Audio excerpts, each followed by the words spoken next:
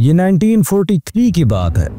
بر صغیر میں تقسیم اور شناخت کا معاملہ شدت اختیار کر چکا تھا۔ لوگوں کے درمیان اختلافات اور علیحدگی کی باتیں زور پکڑ رہی تھیں۔ اسی دوران الہ آباد یونیورسٹی میں ہندو اور مسلمان طلباء کے درمیان ایک تنازع شدت اختیار کر گیا۔ بات ایک پرچم کی تھی، کانگریس کا پرچم۔ ہندو طلباء چاہتے تھے کہ یونیورسٹی میں کانگریس کا پرچم لہرایا جائے، لیکن مسلمان طلباء نے اعتراض کیا۔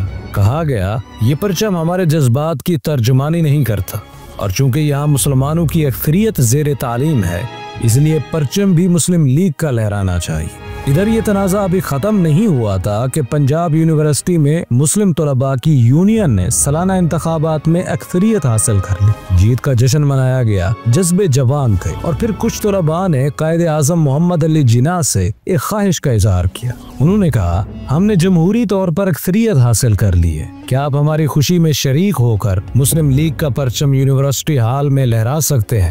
لیکن قائد کا جواب صرف جواب نہ تھا، بلکہ وہ ایک مکمل سبق تھا۔ وہ مسکرائے اور کہا بیٹا، اگر تمہیں اکثریت ملی ہے تو یہ خوشی کی بات ہے، مگر یاد رکھو اکثریت طاقت نہیں بلکہ ذمہ داری ہے۔ طاقت کا مطلب یہ نہیں کہ تم اپنے غلبے کی نمائش کرو یا دوسروں کو نیچا دکھاؤ۔ کیا یہ مناسب ہوگا کہ ہم بھی وہی کام کریں جس پر ہم دوسروں کو تنقید کا نشانہ بناتے ہیں؟ ہمارا ظرف، ہمارا اخلاق، ہماری تہذیب ہمیں اس کی اجازت نہیں دیتی۔ جیتنے کا مطلب دوسروں کو ہرانا نہیں ہوتا، بلکہ سب کو ساتھ لے کر چلنا ہوتا ہے۔ ابو الحسن اصفہانی لکھتے ہیں میں 31 اگست 1947 کو گورنر ہاؤس میں قائد اعظم سے ملا۔